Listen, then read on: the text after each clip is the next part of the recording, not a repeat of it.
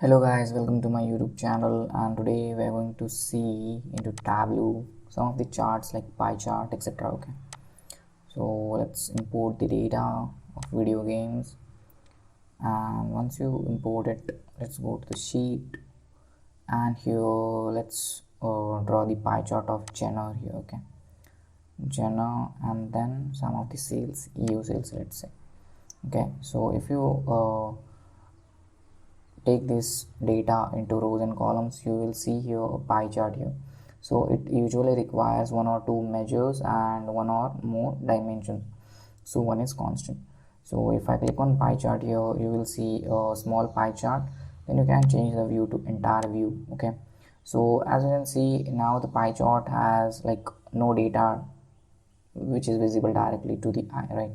So what we will do is we will drag the genres to color. Okay, so once you drag the genres to the color, it will give the colors of different genre, and we will draw the genre to the label tab, so that we will get the labels here. Okay, so let's draw the EU sales also to the labels. Okay, so now you will see that the sales are in number format, like there are whole number. What if you want to get them in percentage? Okay, so what we'll do, we'll go to sum of EU sales, and then quick table calculation, we'll go to percentile of total. Okay, so this will give us like overall 100%, and then it will give us in percentage format like how many number of sales are there. Okay, so in this way you can make use of pie chart. Okay, so the next thing we will do is, okay, so let's let it be there. Let's go to sheet 2. Let's understand the concept of continuous date and discontinuous date. Okay, so now if you can see the year here, it is not in a pop-up format. Okay, so we will transform it to make date. Okay, so now if I draw this year here, you will see year, and then you will see quarter, etc., something like that. Okay, so we don't want this. So what we will do is we will create a custom date. Okay, so to create a custom date, we will go to custom date, and here you can see date part and date value here. So date part is nothing but the discrete one, and date value is the continuous one. Okay, so let's take discrete first. Okay, and let's take years, and then let's take date part. Okay, so let's create this one, and then in case of this, let's create the continuous one also. Okay, so let's write continuous, and then let's take years and date value. Okay, so if I draw the genre to the columns tab, and if I draw the discrete date here, you will see that let's take line here so that you will understand.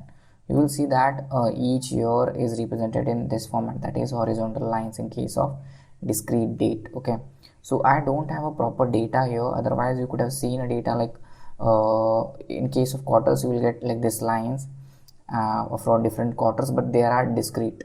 But if you take the continuous here, all the quarters will be joined here. Okay, so to understand this, you will see that 1980 is separate line, 81 is a separate line, right?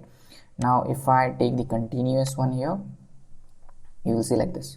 That means it goes on like this, so it becomes horizontal. So this is the difference between a continuous date and a discrete date. Okay, you can also draw the genre like year directly here, and you will see okay, it's not there. Let's draw this here. Why it is not coming? Let's draw some of sales.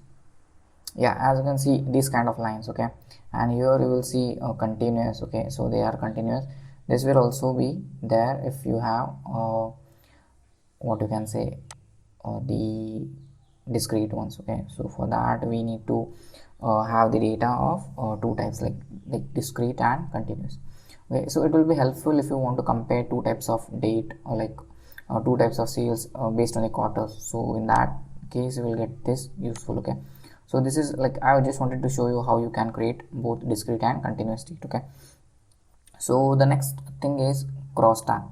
So Crosstab is nothing but you will get the values in case of table and rows format. Okay, So if I draw rows here, you will see that there is crosstab here, so we will get this kind of thing. Okay, so genre and then sales here. Okay, sum of EU sales.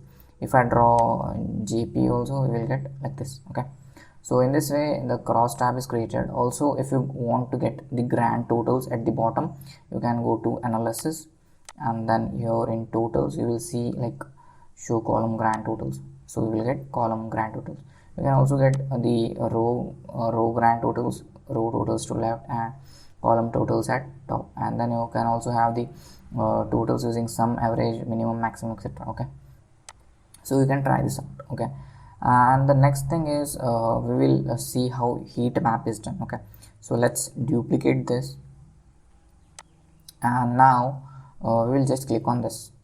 So this is how heat map is generated. You will see that JP sales. Okay, let's take, we want it separately, right? So we will take EU sales here. Okay, let's take heat map, and then we will take JP sales here. Why it is not giving into? Okay, let's remove this. Okay, let's take Geno here, and then let's take EU here. Sorry, some of this should be here. Okay, and then let's take heat map. Okay, now some of EU sales is in size. Okay, let's take it in JP sales. Okay, okay, let's take it in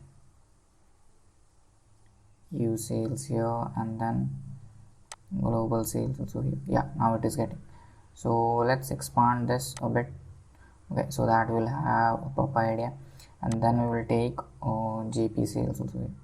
So in this way you will get a heat map kind of thing, which will help us to determine the density. Also you can change the colors here. Okay, so basically you can change the color, edit colors, and then you can go to advanced option here, and you can change to green, blue, and apply.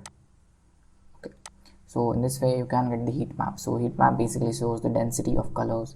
So EU sales is 188 and JP sales is 352 here. Okay, and then you will see that the sales are a minimum here in case of racing. Okay, so basically you will see with respect to the density how many sales are there. Okay, so in this way you can create a heat map here. Okay, and then if you want to create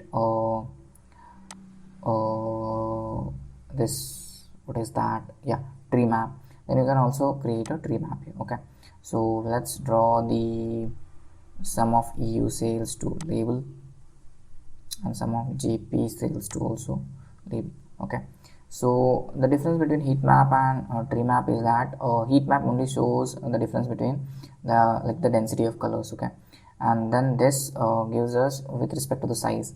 So basically the largest one has the largest sales and smallest one has the smallest sales. Okay, so depending upon the size it will show us the details of whatever categories you are pointing out. Okay, so this is how you can create a heat map. Okay, so we learned about continuous date, discrete date, pie chart, heat map, and then crosstab, etc. right, and also tree map, right? Hope you learned something from this video. So if you like this video, do hit the subscribe button. Until then, take care. Bye bye.